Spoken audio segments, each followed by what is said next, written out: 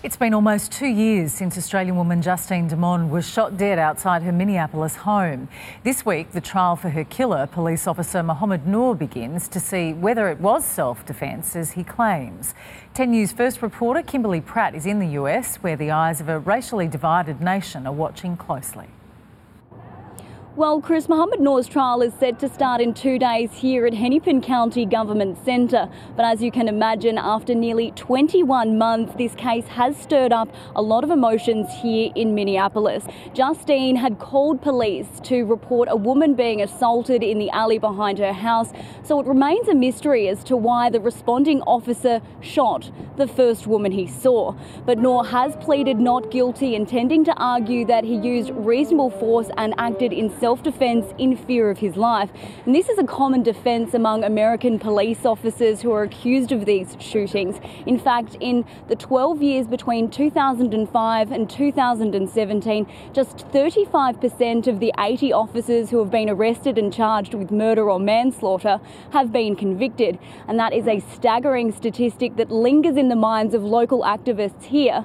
And they met today ahead of the trial. The reality is that justice for Justine in our eyes is justice for all victims of police brutality. I think if any case could get a conviction, it would be this one, because the officer was black, an immigrant, a Muslim, and the victim was a white woman. Now, Noor isn't expected to give evidence and faces up to 25 years in jail if convicted. Chris. Good morning, Sarah. Thank you. Let's check what's making news this morning. And the trial of an American police officer who fatally shot an unarmed Australian woman will begin tomorrow. Justine Dumond called 911 to report a possible sexual assault in the alley behind her home when Mohammed Noor shot at her in July 2017. Kimberly Pratt from 10 News First filed this report from Minneapolis in the US a short time ago.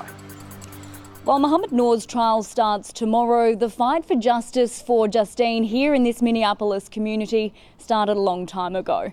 It's been 21 months since their friend and neighbour was tragically murdered in the alleyway behind her home, and ever since, community members here have been meeting weekly to ensure she doesn't die in vain. See, Justine had called police to report an assault in the alleyway behind her home, but when responding officers arrived, she was fatally shot. Her murder rocking this tight-knit community.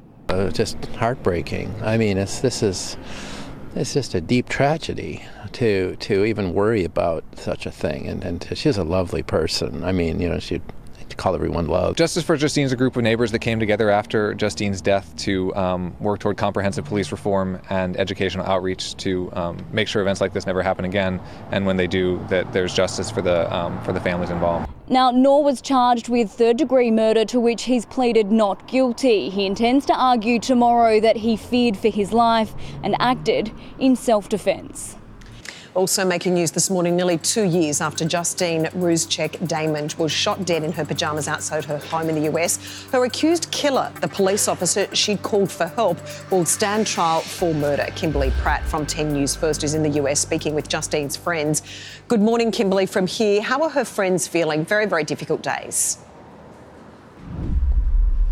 Well, Tash, as you can imagine, they're struggling to prepare themselves for the murder trial that does start tomorrow. They know they're in for a long and emotional couple of weeks as they relive the final moments of their friend in detail. Now, what we know is that Justine called police to report an assault that was taking place in an alley behind her house, but a responding officer fatally shot her, and it's a murder that has shattered her close group of friends here in America.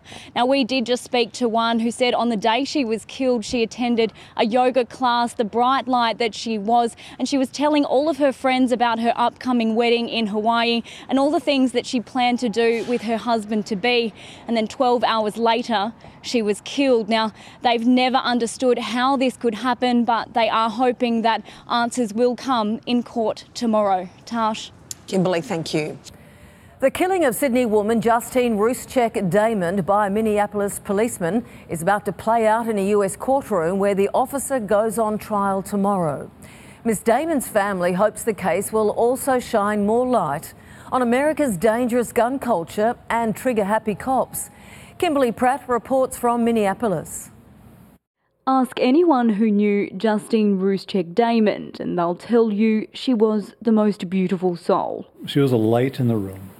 She was smart, funny, beautiful, everything you could ever imagine in a friend. The Sydney life coach had moved to the States with her fiancé Don in 2012. Her work inspired everyone around her, especially her friends. She didn't make a small impact on people's lives here. Like, she made a really meaningful impact. So when she was shot by a police officer, the community was left crippled. People were devastated because on that very day she was here in the studio and she was showing us her wedding dress and planning her wedding. It just took something out of us when it happened. It was very, very hard. John reflects on her death most days. Others simply brighten up the shrine. I remember Justine and really reclaim the space so it's something beautiful instead of tragic. The community group that created this heartfelt memorial are also working closely with her family. They met with them all today to offer their support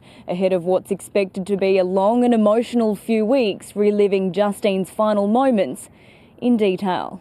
We're glad that Justine is getting her day in court, but so many others didn't. She always said, I'm going to be famous someday. I'm going to be famous someday. And this may or may not be the way that she envisioned it, but it's making a difference. Kimberly Pratt for 10 News First, Minneapolis. To the US now, where the trial for the former US police officer who fatally shot Australian Justine Ruszczyk-Damon has started. Kimberly Pratt from 10 News First filed this report from Minneapolis a short time ago. Mohammed Noor was blank-faced and stoic as he entered the courtroom for the first day of his murder trial, which today focused on jury selection.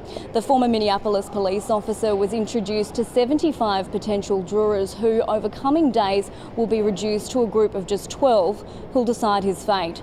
Now, of those 75 people, 50 of them are men and 25 are women, and 15 of those are people of colour. They've all been sworn in and will now answer rigorous questions as to whether they hold any bias in this case. Once they're decided, it'll be the defence's job to prove to them that Noor was trying to do his job and did in fact fear for his life that night he fired his gun, shooting and killing Justine. Now, the case here has been described as a 50-50 case among legal professionals, and it's unclear if Noor will even give his own evidence during this trial. The only thing we do know for sure is that it's going to be a tough couple of weeks for Justine's family, who have flown all the way over here just for the trial. To the US now, where the long-awaited murder trial of a former US police officer who killed Australian Justine Ruszczyk-Damon has just started. Kimberly Pratt from 10 News First joins us now from Minneapolis. Kimberly, good morning from here. What happened in court today? Well, Tash, Mohammed Noor was blank-faced and remained silent as he walked into the courtroom for the first day of his trial, which today focused on jury selection. The former Minneapolis police officer was introduced to 75 potential jurors who, over coming days, will be reduced to a group of just 12 who'll decide his fate. Now, they'll be decided by answering an 18-page questionnaire which has questions relating to their relationships and dealings with people of Somali descent, whether or not they've been involved in activist groups and whether they've been unfairly treated by a police officer in the past. Now, we also learnt today that the state intends to call more than 200 witnesses over the next 3 to 4 weeks, and that includes Justine's fiancé, Don. The majority of the other witnesses are members or former members of the Minneapolis Police Department, but there hasn't been any indication as to whether Noor himself will testify. His version of events could very well remain silent, as is his right. Tash. Kimberly, thank you. The long-awaited trial of a former Minneapolis police officer who shot and killed an unarmed Sydney woman has begun, with a selection of 12 jurors who will eventually decide his fate. Justine Damon Ruszczyk's death has sparked tensions in a racially divided society. Today, the judge even revealed she has been receiving threats. Kimberly Pratt reports now from Minneapolis. He's the first police officer in Minnesota to be tried for murder. And in the first day of his trial, silence was his best weapon. We're not allowed to say anything for the trial. Day one focused on jury selection. 75 potential jurors were sworn in, 50 men and 25 women, and of those there were just 15 people of colour. They will be reduced to a group of 12 who'll decide his fate after answering an 18-page questionnaire that explores their relationships with people of Somali descent, their involvement in activist groups, and if they've ever been treated unfairly by a police officer. Once they're decided, it will be up to prosecutors to prove beyond reasonable doubt that when he fired his gun, shooting and killing Justine nearly 2 years ago, that he did it with intent and a disregard for human life. It's a prospect even local legal professionals are giving a 50-50 chance. The prosecution of officers involved in civilian deaths is rare. Conviction, virtually unheard of. The trial has stirred up mixed emotions in Minnesota, where 178 people have been killed by police in 2 decades. Judge Quainton says the court's chambers have even received threatening phone calls about the restrictions on what evidence can be presented. For the first time ever, a police officer is being held accountable for shooting a civilian, but they happen to be a black man. So there's all sorts of feelings right now. I would call it the trial of the white, black, and the blue. While this is the first day of this trial, these protesters have been fighting for justice against police brutality for years. This is just the first time they've been given a world stage to fight for their cause. It has largely been because of the Australian government's attention to this case. A trial that's got everyone talking except the man at the centre of it all, who by right does not have to testify. Kimberly Pratt for 10 News First, Minneapolis. The former fiancé of Australian woman Justine Ruszczyk-Damond has given heartbreaking evidence in her killer's murder trial in the US. Don Damond broke down several times as he described Justine's final moments, recalling his shock when he learned it was a police officer who pulled the trigger. Outside the courtroom, Don Damond has steeled himself. But inside, the heartbroken fiancé broke down, reliving his phone call to Australia to tell Justine's family she was dead. Damond was shot by Minneapolis police officer Mohammed Noor in 2017. She'd called 911 to report an assault in the alley behind her home before calling her husband-to-be. Her last words to him were, "Okay, police are here." 1 minute and 19 seconds later, she said her last words, "I'm dying," after being shot.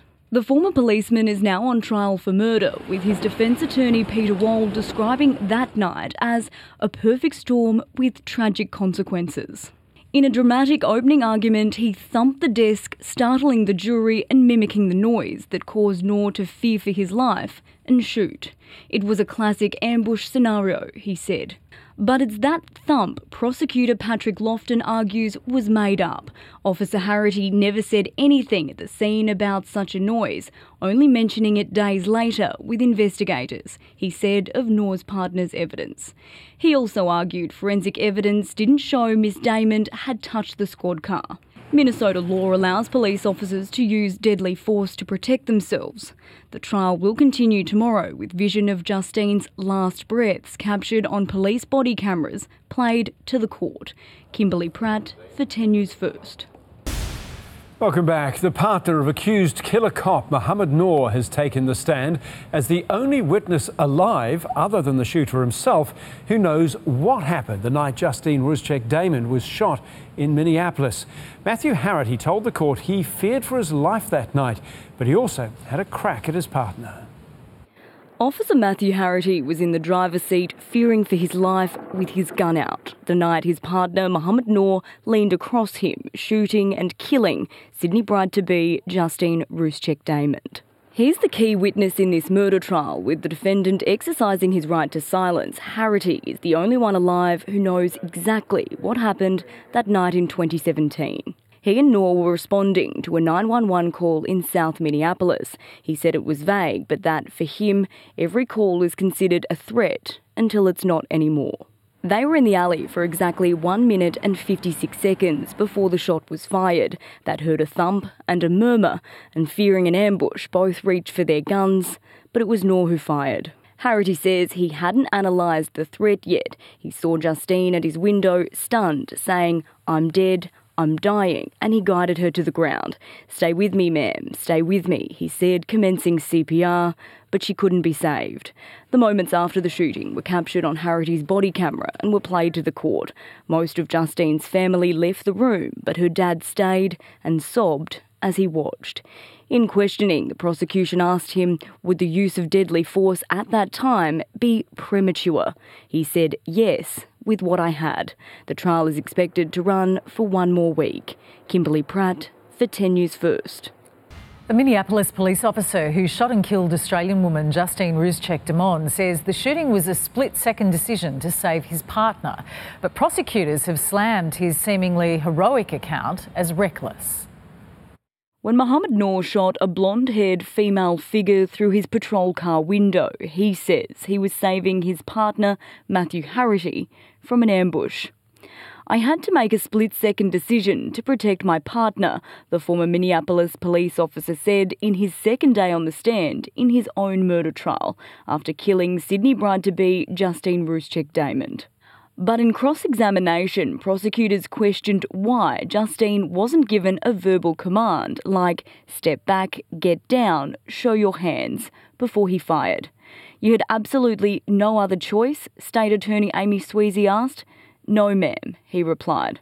Yesterday he'd testified that if police officers don't react quickly or don't do their jobs correctly, they can be killed. So Sweezy asked, is it also true that if you don't do your job correctly, someone else can get killed? He said, that is correct.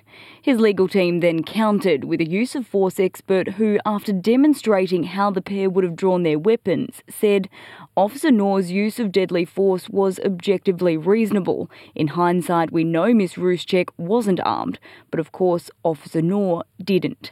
The trial will wrap up on Monday, with Noor's fate then in the hands of the jury.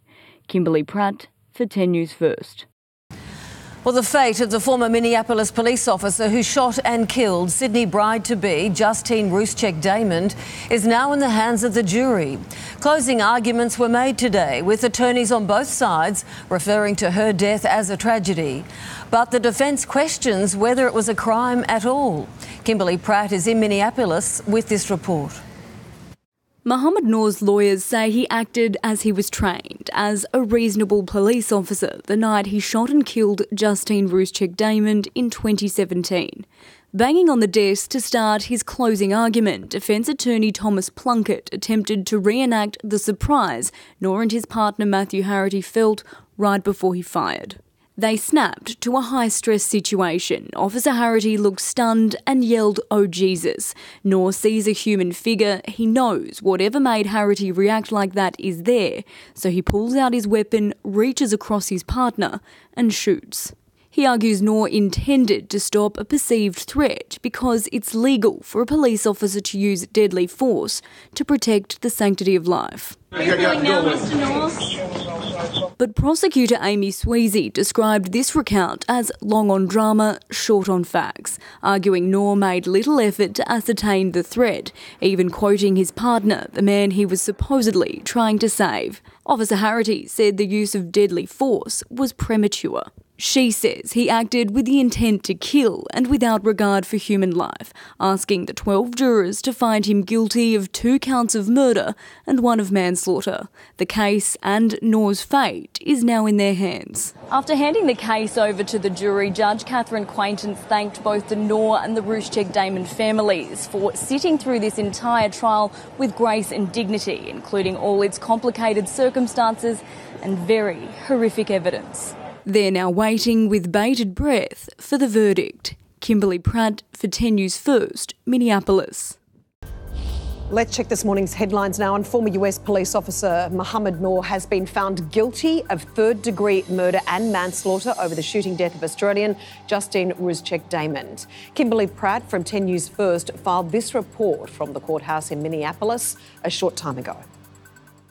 The jury found Mohammed Noor guilty of third-degree murder and manslaughter in the second degree, but not guilty of murder in the second degree. This is after he shot and killed Sydney bride-to-be Justine Ruszczyk-Damond. Now, the jury came back within 24 hours to return this verdict, and as it was read out in the courtroom, the emotion was palpable. Don Damond, Justine's fiancé, burst into tears while her father sat stoically, barely letting one tear trickle down his face.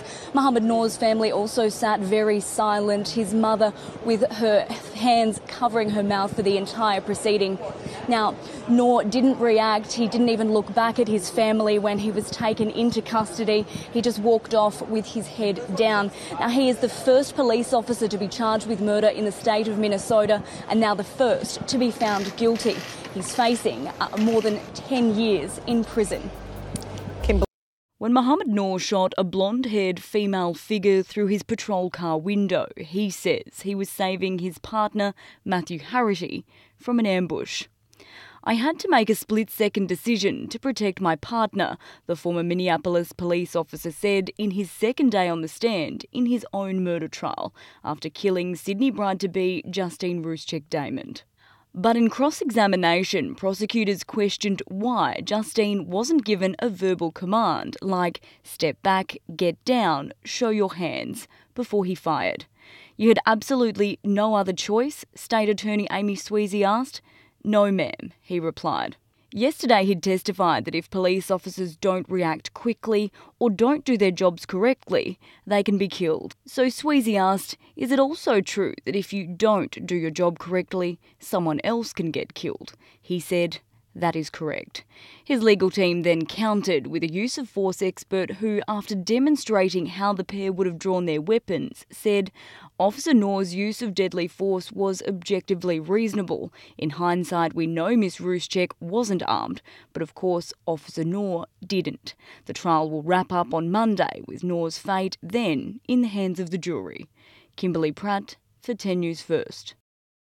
Well, it took the jury less than 24 hours to find killer cop Mohammed Noor guilty of murdering Sydney bride-to-be Justine Ruszczyk-Damond the night that he shot her metres from the safety of her home. He has been taken into custody as the state's first police officer to be convicted of murder. He was the first police officer in Minnesota to be charged with murder, and now he's the first to be found guilty.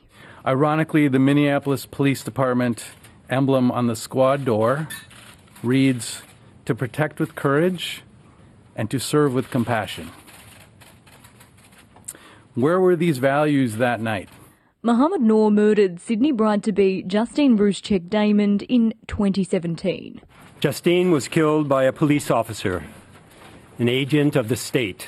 She'd called police to report a sexual assault in the alley behind her home, and Noor and his partner Matthew Harity responded, but were startled when they heard a loud slap. So when Justine ran over to speak with them, Noor shot her from the passenger seat. The jury believes this use of deadly force was actually murder. We believe the jury carefully reviewed the extensive evidence and made the correct decision.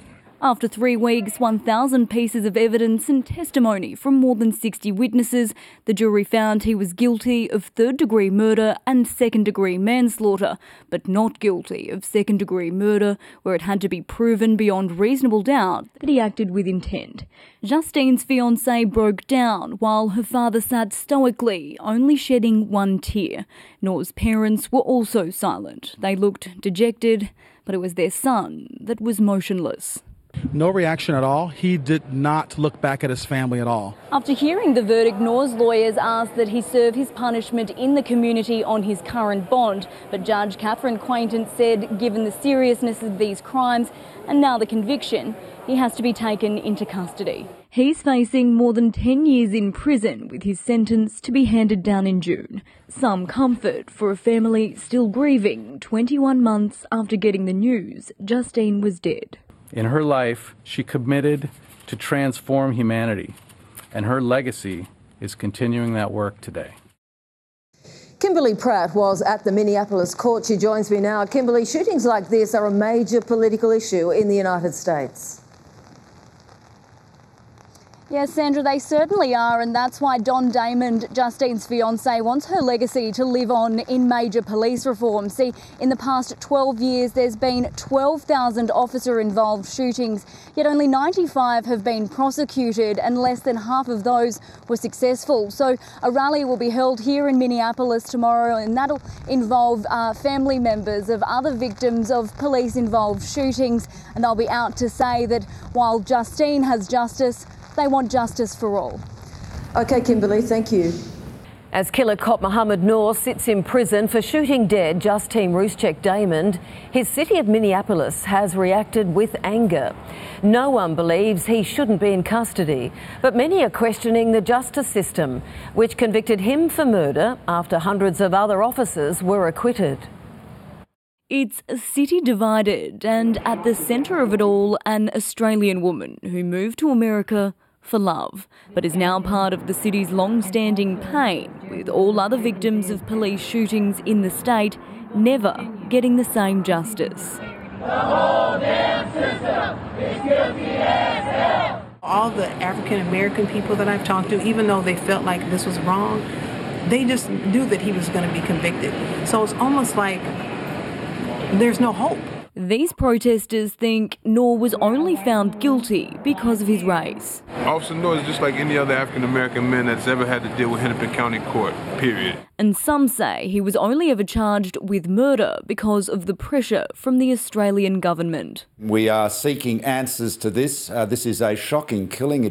It's inexplicable. He was the most high-profile Australian that came out and said, hey, what's going on about this? Since 2000, almost 400 people have been killed by a police officer in the state of Minnesota, and even since Justine Damon's death, they've lost 31 people. We are tired of these people getting away what is clearly wrong, no matter what nationality you are. But with one officer now behind bars, it's hoped this may halt any more senseless deaths. Kimberly Pratt for 10 News First, Minneapolis.